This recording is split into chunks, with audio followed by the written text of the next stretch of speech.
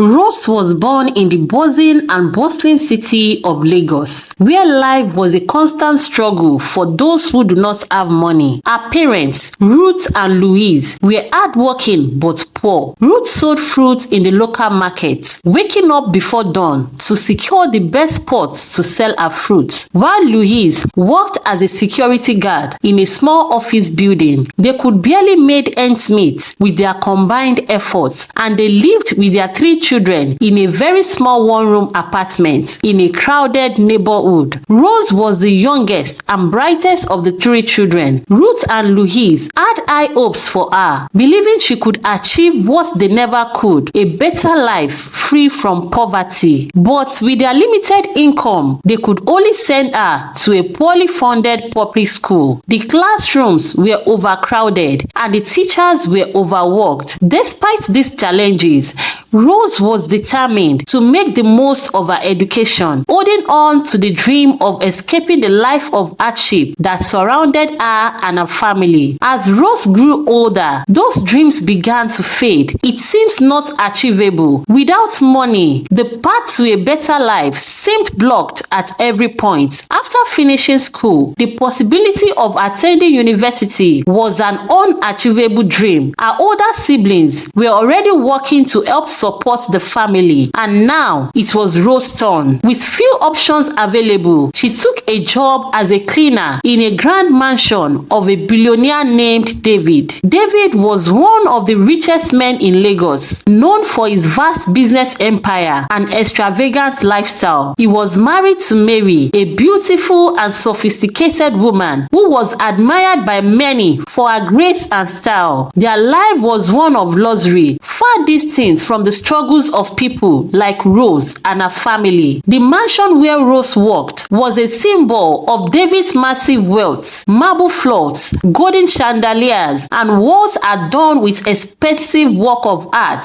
Each day, as Rose cleaned the mansion, she couldn't help but feel a growing sense of envy. The contrast between David and Mary's life and her own was stark. While her parents struggled to put food on the table, David and Mary lived in surplus, their every need catered to by an army of servants. Rose's resentment grew as she continued to work in the grand mansion. She watched as Mary attended glamorous events and charity galas, dressed in designer clothes, with a life that seemed perfect from the outside. David, on the other hand, was rarely home, often traveling for businesses or entertaining guests. Despite his marriage to Mary, he was known for his reckless behavior, especially when it came to women. His affairs were an open secret, and he never bothered to hide his affairs. As Rose scrubbed the floors and dusted the furniture, she began to imagine what it would be like to have David's wealth. She pictured herself to be in Mary's shoes, living a life of luxury and comfort, far away from the poverty and hardship that defined her existence. The more she thought about it, the more she wanted that life. Her desire for wealth and a better life for her family grew stronger day by day. She really wanted their lives. Rose's feeling of resentment deepened as she watched David's careless behavior. He would come home with different women, acting as if he had no wife at all. Mary, who often traveled for charity work or social events, seemed unaware or simply indifferent to his actions. The obvious contrast between David's life and Rose's situation was stark. She dreamed of escaping her own hardships and providing a better life for her family. As the days passed, her envy turned into a dangerous obsession. She began to plot how she could use David's reckless behavior to her advantage. One evening, while cleaning David's bedroom, Rose stumbled upon something that sparked an idea in her mind: a used condom, carelessly discarded after one of David's many affairs. She realized that if she could somehow get pregnant with David's child, she could demand financial support from him. The thought was both terrifying and thrilling. It was risky, but the potential reward was too great to ignore. Rose knew she needed help to make her plan work, so she went to a doctor who could assist her. But the doctor told her that it wouldn't help unless she agreed to sleep with him. Rose was shocked but felt desperate. She agreed David. She slept with the doctor and the procedure was done. Weeks after the procedure, Rose found out she was pregnant. She felt a mix of fear and excitement. This was her chance to change her life. Rose told her parents, Ruth and Louise, they were angry at first. James, especially, was angry and disappointed. But when Rose explained her plan to get financial support from David so they can live in luxury and forget their lives of hardship, Louise's anger turned to hope. Ruth was worried but saw the potential for a better life. They began to focus on the possibilities of using the money to improve their situation. After Rose told her parents about the pregnancy, she suddenly stopped going to work. David noticed her absence and tried calling her, but her phone was switched off. He was worried and confused, but didn't know where Rose lived. Since he couldn't find her, David hired a new cleaner to replace her. As time went on, David started to forget about Rose. He became absorbed in his work and personal life, but he still had an underlying feeling of worry. His marriage to Mary was becoming increasingly troubling. They had been married for years, and despite his hopes, they still had no children. Mary seemed uninterested in starting a family and was often away on her charity trips. Mary's constant traveling made David feel even more isolated and their relationship distant. When Mary was home, she was often distracted and not even engaged with him. Their conversations were short and lacked warmth. David felt that their relationship was growing colder and more distant. He tried to talk to Mary about having a child, but she always responded with vague promises and excuses. Her frequent absences and lack of interest in their family life only deepened David's frustration. He felt increasingly unhappy and unfulfilled despite his wealth and success. David began to think more about his personal life and his marriage. The absence of a child and Mary's absence left him feeling unfulfilled. He was haunted by the emptiness in his life and the growing rifts between him and his wife. 9 months later, Rose gave birth to twins boys. She felt a deep sense of triumph. Yes, I've succeeded. Welcome to luxury, she thought. These boys are David's children and they will inherit his wealth. One afternoon, David was relaxing at home when the doorbell rang. He answered it to find a woman introducing herself as Ruth, Rose's mother. Ruth looked nervous but was determined to speak with him. Ruth informed David that Rose has given birth to his children, 2 boys. David at first found the news hard to believe and laughed it off. What are you saying, madam? Who is your daughter? Is your daughter some kind of magician or miracle worker? I never even had intercourse with her. How can I be responsible for children I didn't father? How possible is that? Is it that you entered the wrong house? If you have nothing useful to say, please leave my house. Ruth was stunned and struggled to find the right words to say. She knew the real story, that Rose had used a condom David had left behind to get pregnant. Ruth was afraid to tell him this, worried that David might react angrily or even have her arrested for Rose's deception. Feeling trapped and unsure of what to do next, Ruth left David's house quickly. Back at home, Ruth told Rose about the conversation with David. Rose listened carefully, her thoughts raising. After hearing the details, Rose decided she would confront David herself. She realized that explaining everything directly to David might be the best way to resolve the situation and secure the support she needed. Rose, feeling both determined and anxious, decided it was time to face David. She knew this meeting could change everything. With her heart racing, she went to David's mansion and asked to speak with him in private. David,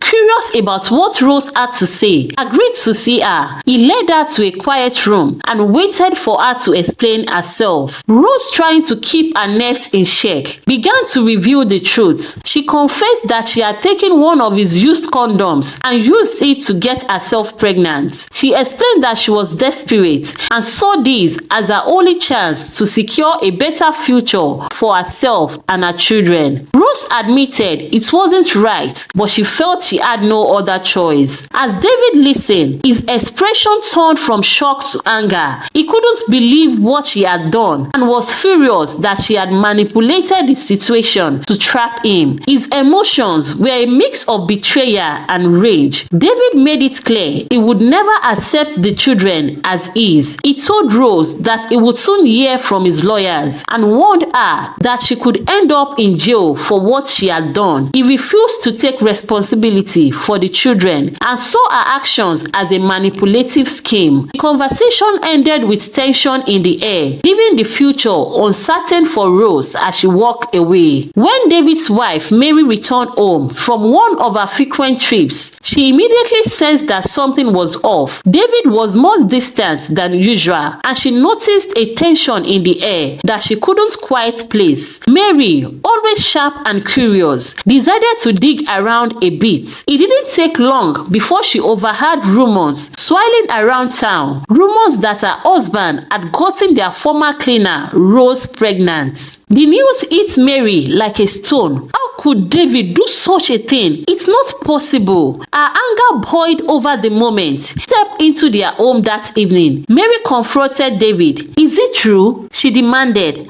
her voice trembling with a mix of rage and hurt. Okay, what have you been hiding? You got her pregnant? Did you really get Rose pregnant? David stood there speechless, not knowing what to say or do. After some minutes of dumbness, he told her what Rose had explained to him earlier. Mary became so furious and was determined to protect her marriage and decided to confront Rose directly. She didn't know where Rose lived, so she asked the security man who had worked at their mansion for years. After some hesitation, he gave Mary Rose's address. Mary went to a small rundown apartment building where Rose lived. The neighborhood was ghetto, poor and nothing like the luxurious life Mary was used to, but that only made her more determined to put an end to the situation. When Rose opened the door, she was surprised to see Mary standing there. Mary didn't waste any time and walked straight into the apartment. Her voice was cold as she spoke, telling Rose she knew about her plan to trap David and break up her family. Rose tried to stay calm and said, "All I wanted was for him to take responsibility for our children. I'm not dragging him with you." But Mary was furious. "Listen to me, dirty sluts.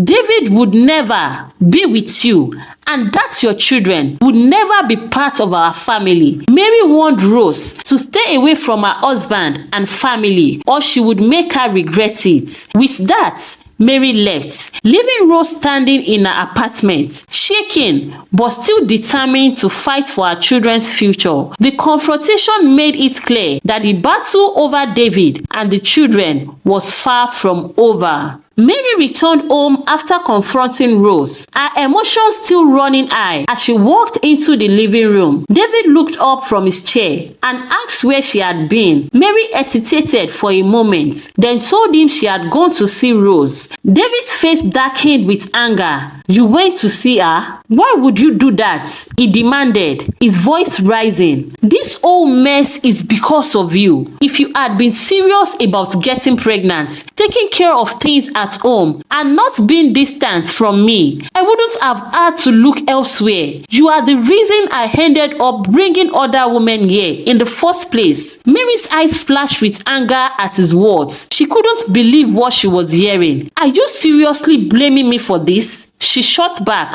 "You are the one who can't keep your pants zipped. Don't you dare try to make this my fault, you roaming prick." The room was filled with tension as the two of them stood there, glaring at each other. David was furious, but deep down, he knew that what Mary said wasn't entirely wrong. He had let his own desires and carelessness create this situation, but he couldn't bring himself to admit it. "You don't understand, Mary," David said, said, trying to regain control of the conversation. If you were more present in our home, more involved, maybe things would have been different. But you are always traveling, always focused on something else. I'm your husband, but it feels like I'm just a stranger in my own home. You are very distant from me. Mary wasn't having any of it.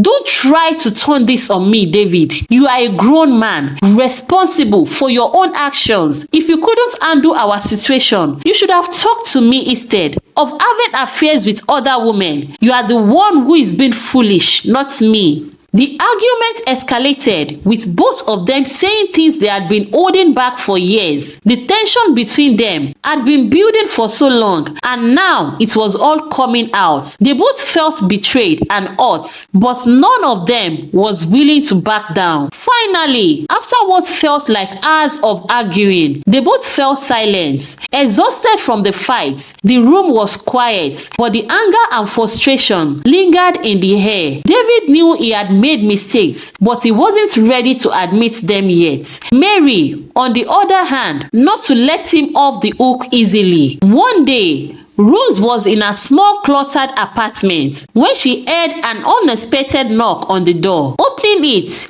she found the doctor standing there, a worried look on his face. Rose was surprised and asked him how he had managed to find her. The doctor entered the apartment and explained that he heard the information about David taking the case to court. Then he revealed something startling. He said, "I believe that the twins might actually be my children because I had been with you before David's procedure, which meant I might be their biological father." Rose felt a wave of fear and panic. She had kept this secret from everyone, including her parents, and now the doctor knew the truth. Rose quickly asked the doctor to speak quietly, afraid her parents might overhear. The doctor, seeing her anxiety, made an offer. He said he could help her manipulate the DNA test results and even bribe the judge to ensure she won the case. But there was a condition. He demanded that Rose give him a percentage of whatever financial support she received and continued having a relationship with him whenever he wanted. Rose was shocked and disgusted by the doctor's demand. He didn't want to agree to such terms. The idea of being forced to keep seeing him and giving away half of what she might get was upsetting, but she knew she had very few options. If she lost the case, her children's future would be at risk and all her efforts would be for nothing. After a tense silence, Rose reluctantly agreed to the doctor's terms. She made him promise that everything would remain a secret, especially from David and his wife. The doctor, satisfied with the arrangements, left the apartment with a smug look. Rose was left alone, feeling trapped and conflicted as Rose sat in a dimly lit apartment. After the doctor left, she struggled with the reality of her situation. She was deeply worried about the choices she had to make, but she was also determined to secure a better future for her children. The day of the court hearing arrived, and the courtroom was filled with tension. David sat at one end, looking anxious. Rose was there too, clutching her papers, her heart pounding. The judge had been reviewing the evidence, including the manipulated DNA results and the bribes arranged by the doctor. After what felt like an eternity, the judge entered the courtroom and took a seat. The room fell silent as he prepared to announce his decision. David, already worried about the outcome, tried to remain calm. The judge began speaking, his voice steady and authoritative. He announced that the DNA test results, which had been carefully altered, showed that the twins were indeed David's children. Despite the deceitful way Rose had obtained the results, the judge had no choice but to accept them as valid evidence. The judge then delivered the verdict. David, you are ordered to pay Rose 10 million naira in child support every month. This amount is meant to cover the needs of the children and also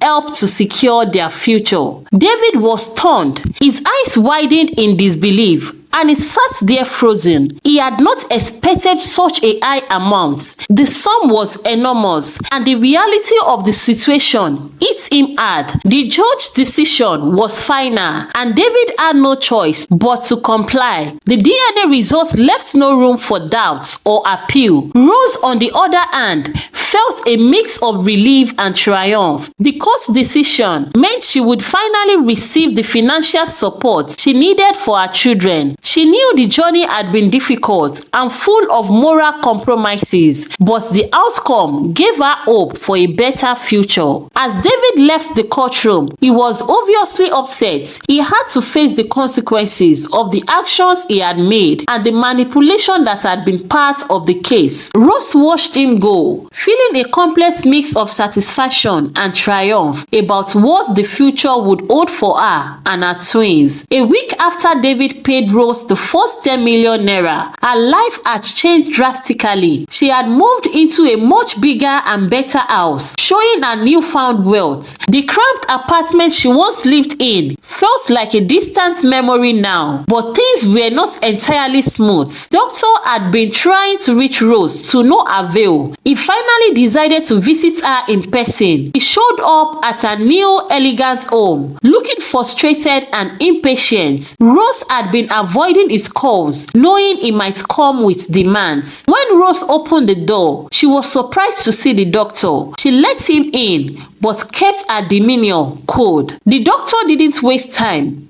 Rose, I've been trying to reach you since then. I can see you are now a big madam. You haven't kept your promise. I'm still waiting for my percentage and for you to continue seeing me as we agreed. Rose stood her ground and said, I'm not giving you anything. You made a deal based on lies and I've already paid the price. Now you are just trying to blackmail me. The doctor's face turned red with anger. You can't do this. We had an agreement. If you don't follow through, I will expose everything. People will find out about the fake DNA test and the bribes. We will both be in a serious trouble. Rose didn't back down. Go ahead and try. If you make any trouble, I will expose you too. I'll reveal how you manipulated the results and were involved in bribing officials. Your license will be seized and both of us will end up in jail. If that is okay by you, go ahead. I say go ahead. The doctor, realizing he was in a tough spot, tried to negotiate.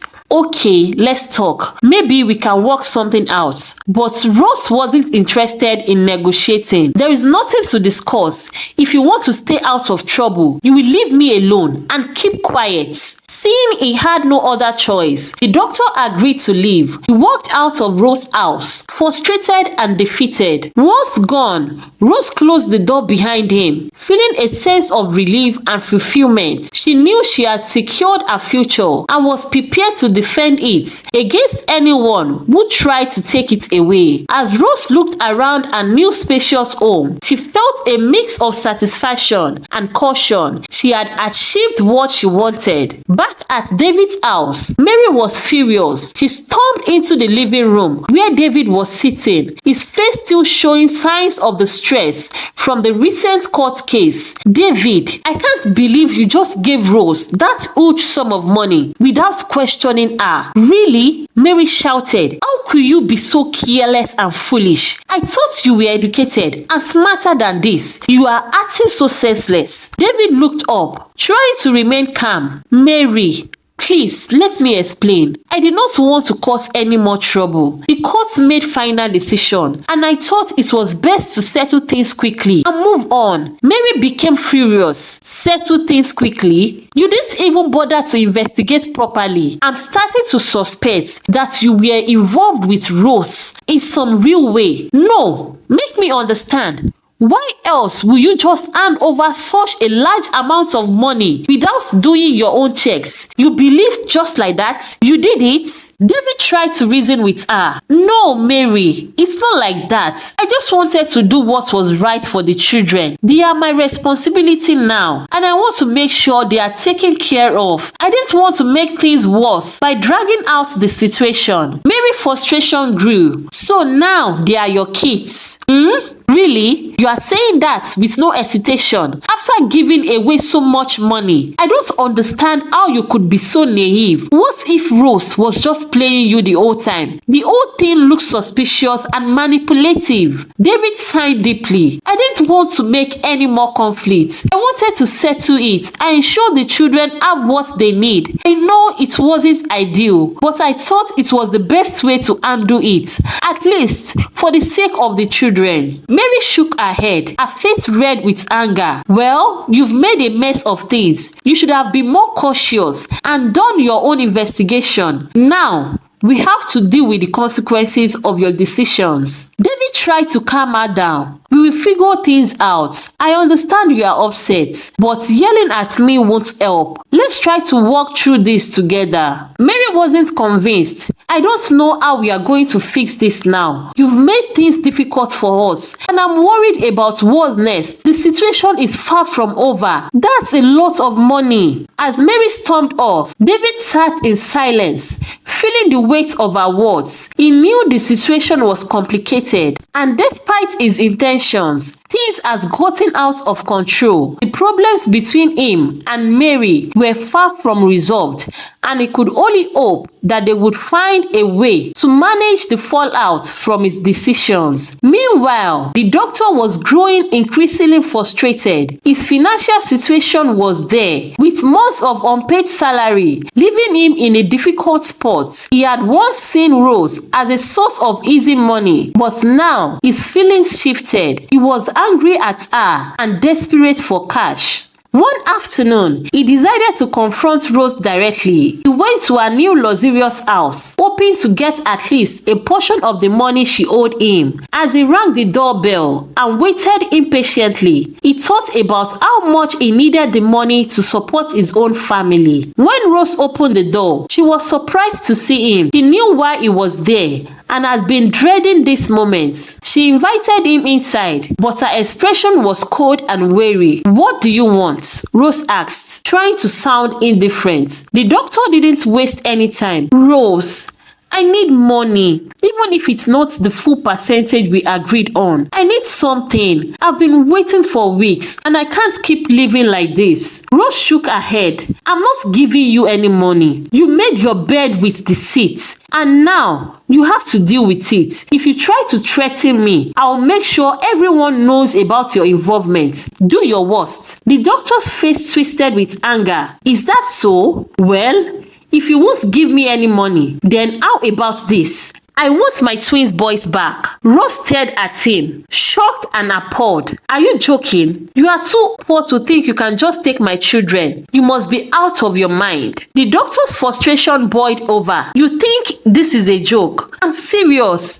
If you won't help me, then I'll make sure you regret it. I'll find a way to get what I want." Rose stood firm, her voice cold. "I suggest you leave now, before things get worse for you. I won't give you anything, and I won't let you take my children. You are only making things worse for yourself." The doctor, seeing that Rose was determined to be wicked, turned on his heel and left the house in anger. As he walked away, he muttered under his breath about how he would deal with Rose. He was determined to find a way to get the money he needed, even if it is meant taking drastic measures. Rose closed the door and leaned against it, feeling a mix of relief and unease. She knew the doctor was dangerous and that his threats were not to be taken lightly, but she also felt a strong resolve to protect her new life and her children at any cost. Growing increasingly worried about the threat from the doctor, Rose decided to take drastic action. She bought a gun and made a plan to lure the doctor into a secluded place under the pretense of meeting him for a secret appointment. One evening, Rose contacted the doctor and told him she wanted to meet him in a quiet, remote location. The doctor,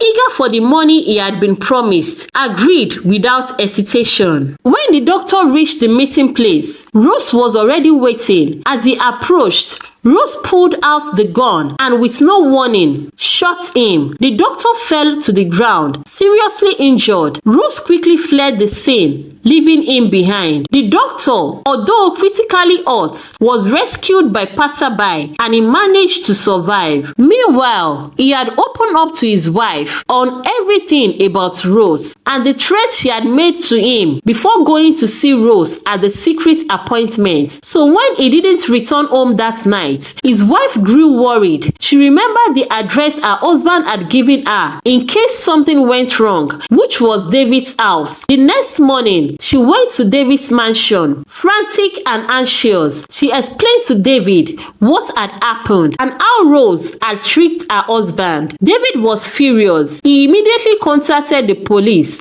and informed them of the situation. The police quickly launched an investigation. They tracked down Rose and arrested her for the attack. When the doctor recovered, he too was arrested for his involvement in the bribery and deceit. The judge who had accepted the bribe was also caught, sacked from his position and arrested. After some months of intense court cases and arrests, David began to shift his focus to his life with his wife, Mary, who was now expecting their first child. The chaos brought on by Rose and the doctor had started to fade into the past, and David was finally beginning to find peace. One afternoon, as David sat in his living room reading, the doorbell rang.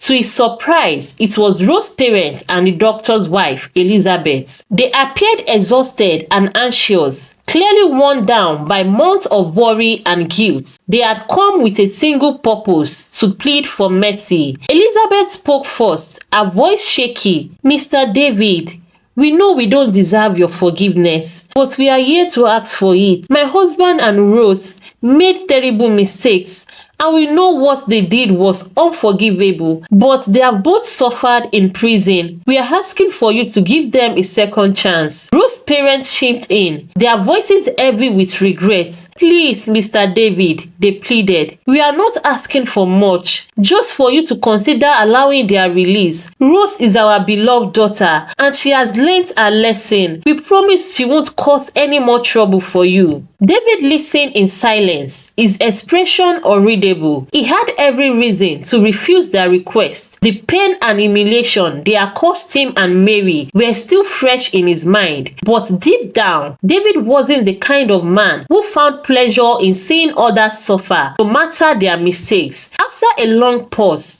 David finally spoke. "I'm not sure I can fully forgive what they did," he began, "but I do understand the importance of a second chance. People can change, and sometimes they need the opportunity to show it." He signed, as though the weight of the decision was heavy on his shoulders. "I will agree to help release them from prison, but only if they truly intend to change their ways." Elizabeth and Rose's parents were overwhelmed with gratitude. They promised that both Rose and the doctor would take responsibility for their actions and would not cause any further harm. David nodded slowly, indicating that he was willing to take a step forward, granting them freedom. Although David agreed to show some mercy toward Rose and the doctor, he remained firm in his stance regarding the corrupt judge. Rose's parents and Elizabeth dare not bring up the judge's situation during their meeting with David. They understood that asking for more mercy than what had already been granted would be seen as greedy and disrespectful. They were relieved to have secured a second chance for Rose and the doctor, even if it meant the judge's fate was sealed. After being released from prison, Rose found herself back at her parents' house, which now felt more like a cage than a home. The luxurious life she once enjoyed had collapsed, and the reality of their downfall started to settle in. The grand house she had purchased after receiving the millions of naira from David was gone, ceased to cover her legal troubles, leaving her with nothing but the concept of those she once trusted. Rose's mother, who had initially supported her,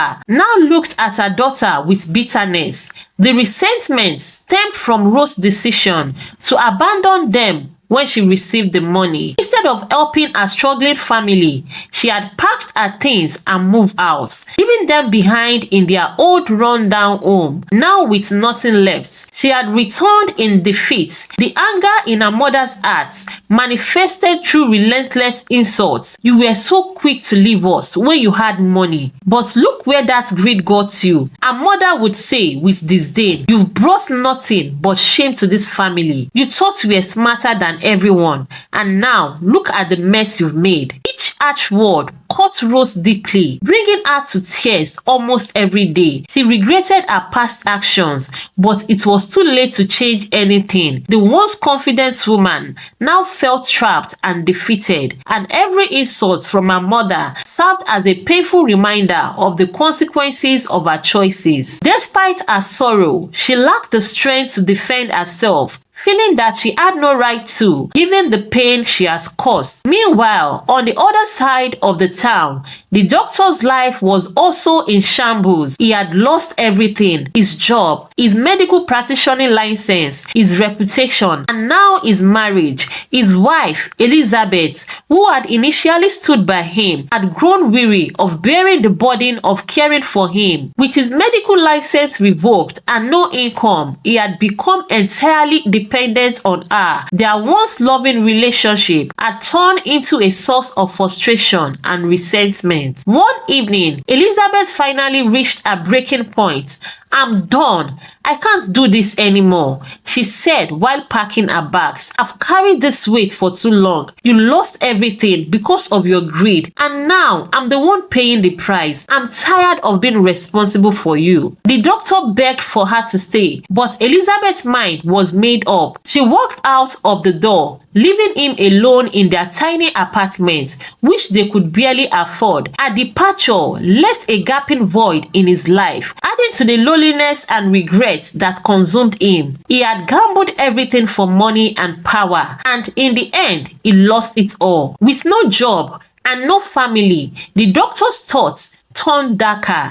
He blamed Rose for everything, convinced that if he hadn't gotten involved in her scheme, his life wouldn't have fallen apart. Yet, deep down, he knew he had only himself to blame. His greed had led him down this path, and now he was paying the price. As the days turned into weeks, both Rose and the doctor lived in misery. Rose, tormented by her mother's constant verbal abuse and overwhelmed by her own guilt, struggled to find any peace. Her dreams of wealth and power had transformed into nightmares of shame and regret. The daily bullying from her parents became unbearable. Each day at home felt like an endless onslaught of insults and reminders of her failure. Her mother's sharp words pierced her heart, and her father's silence spoke volumes of his disappointment. Feeling hopeless and tired, Rose made the difficult decision to leave. With nowhere else to turn, she packed a few belongings and chose to move in with the doctor, together with her twins. Despite their shared history of betrayal and manipulation, she saw him as her only option. After all, he was the father of her twins, and despite everything, there remained a twisted connection between them. When she arrived at his small rundown apartment, the doctor was surprised to see her. They hadn't spoken much since the court case, and he still harbored bitterness over her refusal to give him any money. However, seeing her standing there, broken and desperate, he let her in. Life in the doctor's home was far from ideal, but Rose found some relief from the relentless torment she faced at her parents' house. Yet, even in this new setting, old habits quickly resurfaced. Both of them couldn't resist plotting how they could claw their way back into David's life and his money. They both knew it would be a difficult task after everything that had happened, but desperation makes people reckless. Over late night conversations filled with bitterness and regrets, they devised a plan. They decided that Rose would go to David's house, beg for his forgiveness, and try to regain her old job as his housekeeper. The doctor knew that David still had a soft spot for helping those in need, and they planned to exploit that kindness. Their scheme was simple but risky. If Rose could convince David that she was genuinely sorry and had learned from her mistakes, perhaps he would take pity of her. Once she was back in his house, they would start plotting their next move. This time, they would be more careful and ensure they secured enough money to disappear for good. Rose prepared for one of the most difficult performances of her life. She dressed modestly, making sure to appear humble and remorseful. Standing outside David's mansion, her heart raced. The last time she had been there, she was full of pride, arrogance and greed. Now she had to act like a changed person. She knocked on the door, and when it opened, she was face to face with Mary. The coldness in Mary's eyes sent a shiver down Rose's spine. Mary immediately tensed, ready to shut the door in Rose's face. But Rose quickly spoke. "Please, madam, I know I don't deserve this, but I'm here to ask for forgiveness. I've lost everything, and I just want a chance to make things right." Still filled with anger and suspicion, Mary didn't trust a word Rose said. But before she could respond, David appeared. He looked at Rose with a mix of surprise and weariness. "What are you doing here?" he asked sternly. Rose took a deep breath, forcing herself to appear as pitiful as possible. "I'm here to apologize, sir. I know I made terrible mistakes, and I regret everything. I was blinded by greed, and I hurt so many people in the process. But now, I'm lost with nowhere to go. All I'm asking for is a chance to work and earn an honest living. Please, let me have my job back. I will do anything to prove I've changed." David studied her carefully, struggling to believe that Rose has truly changed. Though she appeared broken, a part of him wanted to help, but he was no fool. He understood that trusting her again could backfire, and he had no intention of letting her anywhere near his family without serious thoughts. Mary, on the other hand, was not as forgiving. "You must be joking if you think we are going to let you back into our lives. After everything you've done, you nearly destroy us. Rose, how do we know if this is not another scheme of yours?" Tears streamed down Rose's face as she tried to appeal to their emotions. "I have nothing left, madam. No money, no home, no pride. I'm begging you, give me one last chance. I just want to work and survive, even if it is for the sake of my twins, so I can take care of them." David, despite his better judgments, felt a twinge of sympathy. "I'll think about it," he said, "and let you know my decision later." Rose left the house, maintaining her acting until she was out of sight. Back at the doctor's place, she recounted the events. The doctor smirked, pleased with her performance, but they both knew the hardest part was still ahead. They were taking a risky gamble, and if they weren't careful, it could all end in disaster. A few days later, Rose's phone rang. It was David. Her heart raced as she answered, hoping her plan had worked. David's voice was calm but firm. "Rose, I've thought about what you said. I can't give you your old job back. There is too much damage, and I have to protect my family. But if you truly need assistance, I'm willing to give you some money to help you start a small business. Something to get you back on your feet." Rose felt a surge of anger rise within her. This was not what she desired. A small business held no appeal for her. She wanted power, wealth, and control over David's life. Yet, she knew better than to reveal her frustration. So, she forced out a polite "Thank you, sir," and ended the call. When the doctor returned home that evening, he immediately noticed Rose's sore mood. "What is wrong? Did David call?" "Yes," Rose replied bitterly. "He said he wouldn't give me my job back. Instead, he's offering to help me start a small business. Can you believe that? That's not what I want. I need to be close to him in his house so we can find a way to take what is ours." The doctor's face twisted with a cunning smile. "Well, If being close to David is what you want, then we need stronger tactics. Since we have tried our physical ability and it did not work, let's go spiritual. There is a native doctor I know in a village not far from here. He's known for powerful charms that can do exactly what we need. If we get the right charm, David won't be able to resist you. He will push Mary out of the house and make you his woman, either as his girlfriend or even as a wife. Rose's eyes lit up with interest. Will it really work? She asked, feeling a glimmer of hope. Trust me, the doctor said confidently. This man have done wonders for people who were desperate just like us. All we need to do is go there and tell him exactly what we want without wasting any time. Determined, Rose decided to visit the native doctor. Early the next morning, she took a bus to the village the doctor had mentioned. The journey was long and exhausting, but she was fueled by her determination to achieve her goals. She couldn't let this chance slip away. Upon arriving in the villagers directed her to a small hidden hut deep in the forest. The atmosphere around the hut was airy, filled with the sound of distant drums and the scent of burning herbs. Rose felt a shiver of fear, but pushed it aside. She was ready to do whatever it took. The native doctor was an old man with piercing eyes that seemed to see straight into Rose's soul. He welcomed her with a knowing smile, as if he already knew the reason for her visit. Rose nervously explained her situation, carefully choosing her words to describe exactly what she wanted. She wanted David to fall under her spell, to see her as the perfect woman, and to push Mary out of his life for good. The native doctor listened in silence, nodding occasionally. After she finished, he spoke in a deep, raspy voice. You have come to the right place. I can give you what you seek, but know that such power comes at a price. You must follow my instructions exactly, and you must be prepared to deal with the consequences. Eager to proceed, Rose quickly agreed.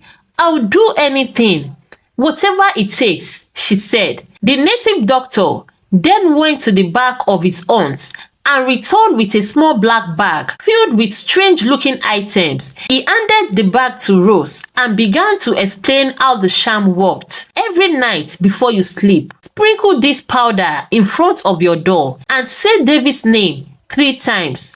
After that, burn this incense and imagine David coming to you, leaving his wife behind. Do this for 7 nights straight and you will see the results. He paused, looking at her intently. Remember, if you break the instructions or use the charm with any doubt in your heart, it will backfire. You must be fully committed. Rose nodded eagerly, clutching the bag tightly as she left the village with a renewed sense of purpose. She was confident that once she used the charm, David would be hers. All the suffering she had endured would finally paid off, and she would achieve the life she had always dreamed of, living in David's mansion, taking Mary's place, and controlling everything. As she returned home, her mind raced with plans. She could already picture David by her side, showering her with the wealth and status she craved. All she needed to do now was to follow the native doctor's instructions carefully and wait for the magic to take effect. Rose followed the native doctor's instruction to the letter. Each night, she sprinkled the powder in front of her door, muttered David's name 3 times, and burned the incense as instructed. She focused all her thoughts on making David's heart, envisioning him leaving Mary and coming to her with open arms. By the 7th night, she was filled with anticipation, eager to see if the charm had worked. On the morning of the 8th day, Ruth's phone rang. When she saw that it was David calling, her heart skipped a beat. She quickly answered, trying to keep her voice steady. "Hello, sir," she said, hoping she didn't sound too eager. David's voice came through calm and straightforward. "Rose, I've been thinking about everything, and I've decided to give you your job back. You can start next week. Rose could hardly believe what she was hearing. The sham had worked. A rush of excitement and satisfaction coursed through her. "Thank you, sir," she replied, pretending to be modest, though inside she was grinning from ear to ear. "I really appreciate this chance to make things right." After hanging up, Rose felt a surge of power. She had done it. She was back in David's life. This was the first step toward getting everything she wanted. With her job restored, she could have easy access to David's home and could begin working on the next part of her plan, slowly pushing Mary out of the picture. Rose wasted no time preparing for her return. She went shopping,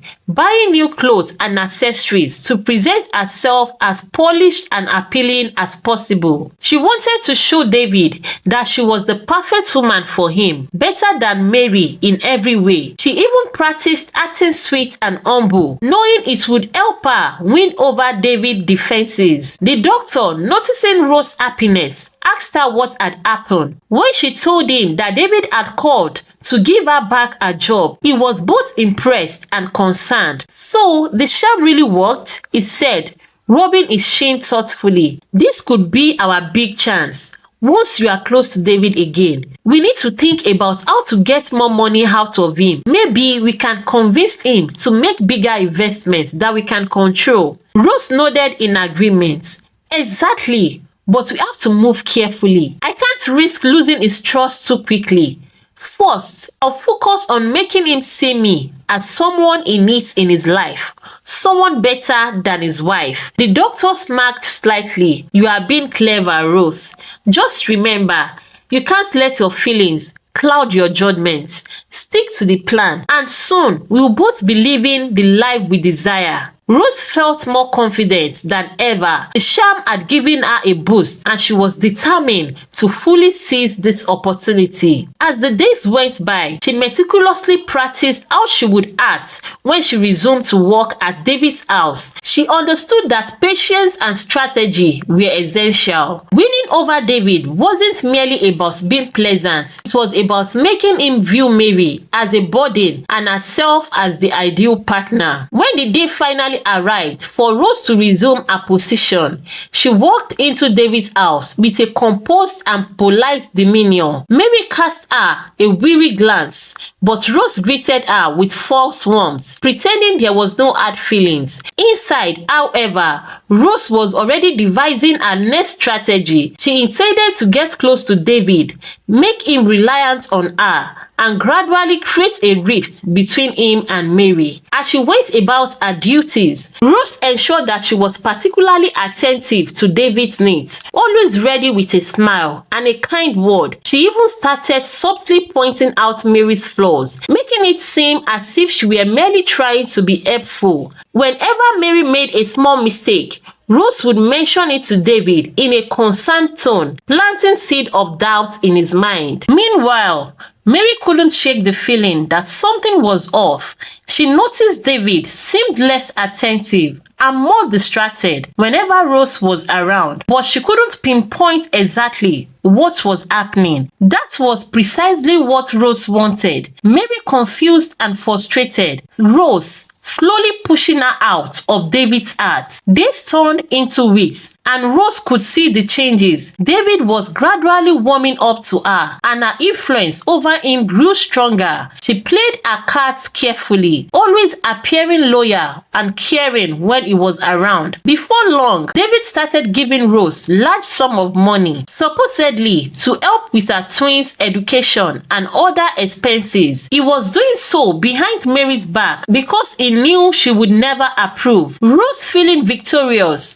took the money without hesitation. He even convinced David to give the doctor a generous amount to start a business, as if rewarding him for his role in their twisted scheme. David justified these actions by telling himself he was merely helping Rose's kids and a friend in need. Mary began to notice David's behavior changing drastically. His once warm and loving attitude was now cold and indifferent. Whenever she brought up a concern about how much he he was spending on Rose. David dismissed her angrily. "If you can't stand me helping people, maybe you should pack your things and leave." He snapped one day. The harshness in his voice left Mary stunned. Mary, heavily pregnant, felt the weight of David's words crushed her. She had sacrificed so much for their marriage, including her job. Ironically, it was David who had insisted she stop working to focus on building their family. But now, when she asked him for money, even for basic needs like antenatal care,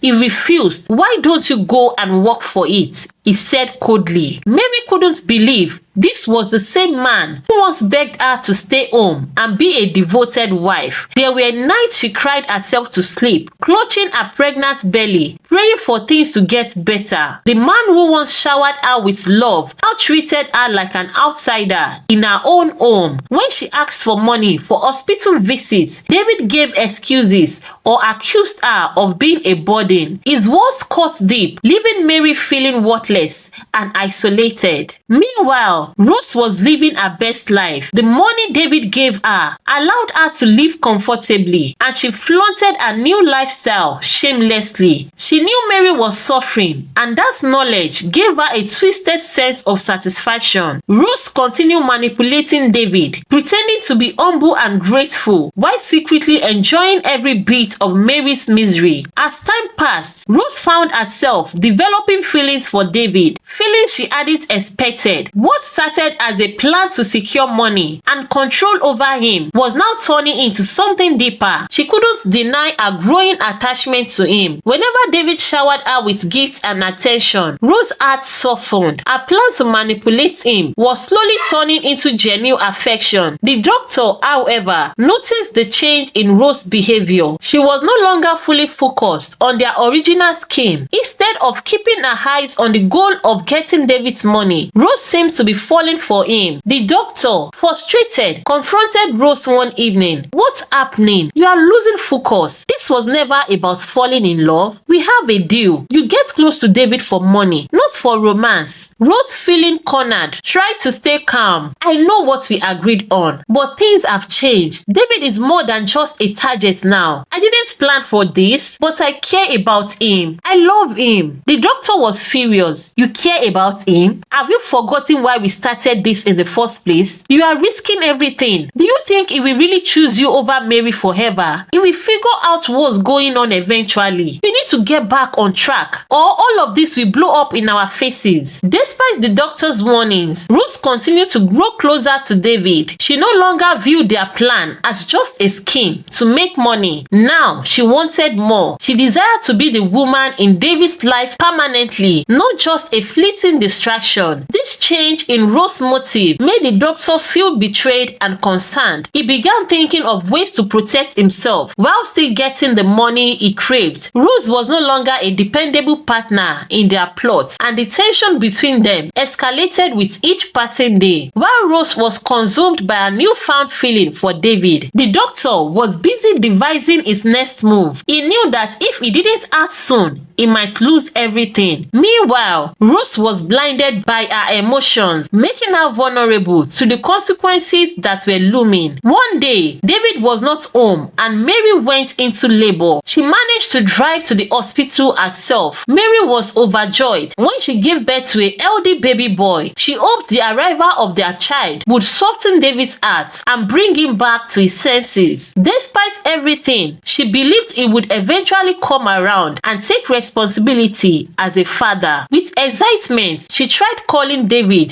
to share the good news, but he didn't answer her calls. Disappointed, Mary sent him a message informing him about the birth of their son. When David finally replied, his voice was cold and uncaring. He simply said, "Congratulations on the birth of your boy. Call the father. I'm not responsible for your child." Mary was heartbroken. She couldn't believe how far things had deteriorated. The man she once loved and respected said, was now denying their child and refusing to be part of their lives. She wept bitterly, wondering what had happened to the man she had married. Meanwhile, Rose continued to push her agenda. She felt it was time for David to fully commit to her. She wanted more than just the money and attention he was giving her. He wanted the title of wife and the security that came with it. One evening, she sat David down and said, "I think it's time for us to get married. I've been patient and I've done everything you've asked. It's time you made me your wife." But David wasn't ready for such a big decision. He hesitated and said, "Let's take things slow, Rose. We don't need to rush into marriage. We are doing fine as we are." His response left Rose feeling disappointed and frustrated. Despite all her efforts, she realized she was still just the other woman in his life. Determined not to give up, Rose decided to seek help from the native doctor once again. She believed stronger charms would ensure David had no choice but to marry her, securing her a share of his wealth if things went wrong in the future. When she arrived at the native doctor's place, she explained her situation. The native doctor listened carefully and said, "This time, the charm you are asking for is much more dangerous. It will work, but there is a serious condition. You must make sure David never lays eyes on his child. If he sees the child, everything will backfire and disaster will strike. Your life will be ruined." A chill ran down Rose's spine, but her desperation outweighed her fear. She agreed to follow the native doctor's instructions. She was willing to do whatever it took to make David's hers, even if it meant keeping him away from his own child. As Rose left the native doctor's place, her mind raced. She knew she was treading dangerous ground, but felt she couldn't turn back now. She was too deep in her schemes. All she could think about was how close she was to getting everything she wanted. Determined, she focused on keeping David under her control no matter the cost. As the days passed, Rose put her plan into action. She became even more possessive of David, ensuring he stayed distracted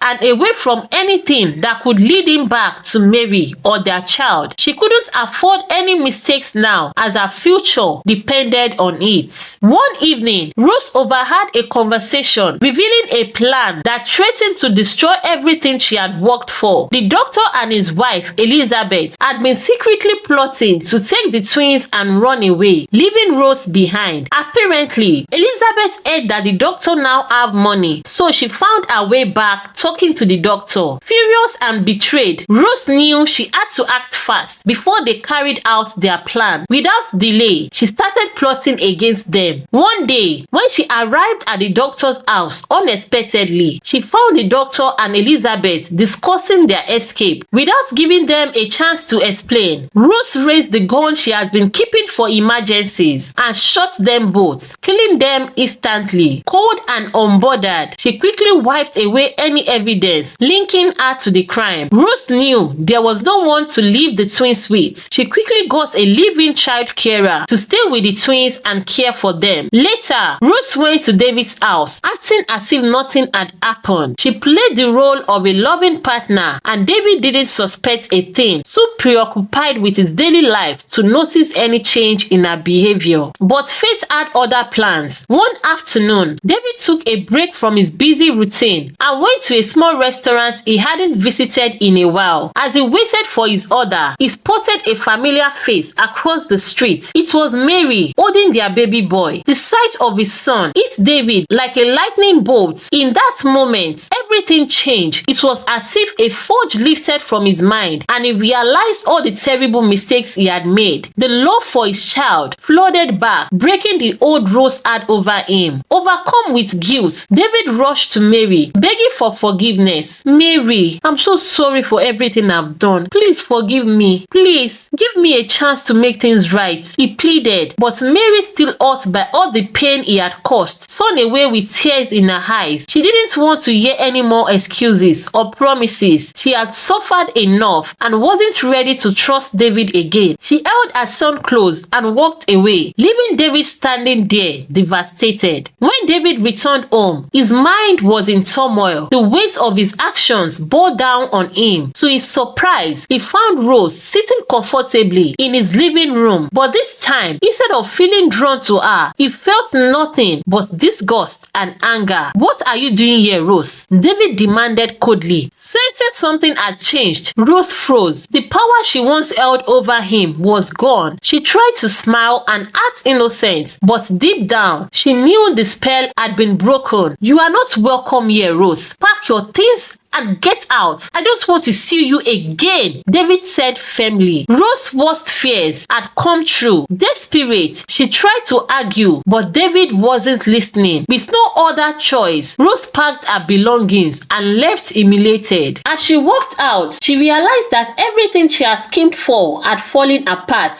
David stood alone, filled with regrets, but also with a renewed sense of purpose. He knew he had to work hard to win Mary's trust back and rebuild his family. This time, he vowed to be a better man, free from deceased. Meanwhile, as Rose returned home, a security guard approached her. "Madam, the police are on their way," he said quietly. Rose knew they had discovered the murders. Her lies had finally caught up with her, and now there was no escape. Looking around at the luxurious surroundings that had once been her pride, Rose realized it was all meaningless now. In her twisted mind, she convinced herself that if she couldn't have control, she wouldn't let anyone else take it away, especially not the police. In a daze, Rose walked to where her twins were playing, completely unaware of the darkness clouding their mother's heart. She stood over there, tears streaming down her face, and she whispered, "I'm so sorry. Mommy can't leave you to suffer in this cruel world." Her hands shook as she picked up the gun she had hidden in a drawer. In her act of desperation and madness, Rose pulled the trigger. The sound echoed through the house, leaving nothing but silence behind. With trembling hands, eyes blurred with tears, she then turned the gun on herself, unable to bear the consequences of her actions. Just as the police broke down the door, it was already too late. Rose lay lifeless on the floor beside her innocent children, the tragic result of a life consumed by greed and manipulation. When news of Rose's death spread, David was struck by a deep sense of guilt and sorrow. Though he had long separated himself from Rose, the horror of what had happened weighed heavily on him. He knew now, more than ever, that he needed to mend the broken pieces of his life and heal the wounds he had caused. The first step was to make things right with Mary. Determined to fix his mistakes, David went to Mary's father's house. When he arrived, the elderly man greeted him with a cold, stern expression. "What do you want, David? Have you two caused enough pain? Have you two done enough for my daughter and grandson?" he asked, his voice heavy with disappointment. David's eyes filled with regret as he knelt before Mary's father. "I know I've failed. I don't deserve anyone's forgiveness, but please, I'm begging you to help me. I love Mary and our son more than anything. I let my selfishness blind me, and I lost sight of what truly matters. I need to make things right," he pleaded, his voice trembling with sincerity. Mary's father looked at him for a long moment, searching for any sign of genuine remorse. Finally, he sighed and placed a hand on David's shoulder. "You've caused a lot of harm, David, but I believe everyone deserves a chance to redeem themselves. I will talk to Mary, but the rest is up to you. You need to prove to her that you have truly changed and you are willing to put your family first." Tears filled David's eyes as he nodded gratefully. "Thank you, sir. I won't take this chance for granted. I will do whatever it takes to earn Mary's trust and be the father and husband they both deserve," he vowed. As they left, a glimmer of hope flickered in David's heart. He knew it wouldn't be easy to regain Mary's love and trust, but he was determined to fight for his family. No longer driven by pride or selfish desires, David was ready to build a future based on love, honesty, and commitment. For the first time in a long while, he felt like he was on the right path, one that could finally lead him back to the people who truly mattered most. David spent the following days reflecting on everything that had happened. He knew he had hurt Mary deeply and didn't expect forgiveness easily. He planned carefully, understanding that words alone wouldn't be enough to mend the broken trust. He needed to show through his actions that he was genuinely committed to changing and prioritizing his family. family. One afternoon, David decided to visit Mary at her father's house again. He brought along gifts for their sons and some flowers for Mary, hoping it would be a small gesture to show his sincerity. As he approached the door, his heart pounded in his chest. He was nervous, unsure if she would even agree to see him. When Mary's father opened the door, he gave a small nod, indicating that Mary was willing to talk. David took a deep breath and stepped inside. Mary was sitting on the couch, holding their baby boy, looking tired but still as graceful as ever. Her face was calm, but her eyes held a mix of emotions, hurt, anger, and a glimmer of hope. David slowly walked toward her and knelt down, placing the gifts on the table beside her. Mary, I know I have been a terrible husband and father. I let greed, foolishness, and pride guide me instead of love and wisdom. I hurt you in ways I can never fully make up for, but I'm here today to ask for one last chance to make things right. I want to be the man you and our son deserve, the man I should have been from the start. Mary listened quietly, her eyes softening as she saw the sincerity in David's face. She had always loved him deeply, but the betrayal and pain she endured made it hard to trust him again. However, seeing him humbled and genuinely remorseful tugged at her heart. She looked down at their son, who reached out his tiny hands towards David, and she knew deep inside that their family deserved a chance to heal. I won't lie, David. It's not easy to just forgive everything and pretend like the past didn't happen, but I can see that you are really trying. You are willing to change, and that means something to me, Mary said softly, her voice filled with both caution and warmth. I'm willing to come back, but only if you prove that you are serious about putting your family first. Tears welled up in David's eyes as he realized that Mary was giving him the opportunity he had prayed for. He nodded eagerly. I promise, Mary, I will work every day to show you that you and our son are my top priority. I won't let you down again. After a long conversation, they decided it was time to rebuild their lives together. Mary packed her things and they returned home as a family. For the first time in a long while, their house was filled with warmth and hope. David was determined to make every moment count, from being there for their son to making sure Mary felt valued and loved. In the weeks that followed, David proved his commitment through small, meaningful gestures, helping with the baby, spending quality time together, and supporting Mary in every way possible. He even encouraged her to go back to work, understanding how much she had sacrificed for the family. Mary's heart slowly began to heal as she saw how much David had truly changed. They talked openly about the past, addressing their pain and mistakes, but also focusing on building a stronger foundation for the future. Their life, once nearly destroyed, was rekindling into something deeper and more resilient. Their journey was not without its challenges, but this time they faced them together as a united front. David no longer chased after temporary pleasures or allowed himself to be swayed by manipulation. His love for Mary and their son guided every decision he made. In return, Mary found herself falling in love with him all over again. As they settled into a new chapter of their lives, there was a sense of peace that hadn't existed before. They were a family again, stronger than ever, and determined to protect the bond they had nearly lost. David and Mary knew that love, trust, and commitment were the keys to their happiness, and this time they weren't going to let anything come between them.